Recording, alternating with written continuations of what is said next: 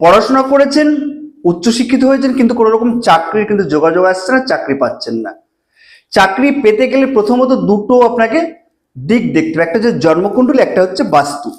জন্মকুণ্ডলীর সময় অর্থাৎ আপনার দশম ভাব, ষষ্ঠ ভাব, দ্বিতীয় ভাব কানেক্টিভিটি 2, 6, 10, 11 কানেক্টিভিটি হয়েছে কিনা, তাহলে কিন্তু সেই সময়কালে আপনার চাকরির কিন্তু যোগাযোগ আসবেই 100%। এবার সেটা এসেও কিন্তু বাধাপ্রাপ্ত হচ্ছেন, কারণটা কি? বাড়ির উত্তর দিক নর্থ যদি আপনার ব্লকেজ থাকে, নর্থে আপনি ডাস্টবিন রাখেন, নর্থে আপনার যে কোনো পুরানো জিনিসপত্র রেখে দিয়েছেন বা সেখানে স্টোর করে রেখেছেন, তাহলে কিন্তু আপনার দেখবেন চাকরিতে বাধাপ্রাপ্ত হচ্ছে। নর্থে যদি আপনার নেগেটিভ ভাবে টয়লেট থাকে, তাহলে কিন্তু তার বাস্তুর দিককে আরো নেগেটিভ করে দেবে, তার ফলে কিন্তু আপনার চাকরিতে বাধাপ্রাপ্ত হবে।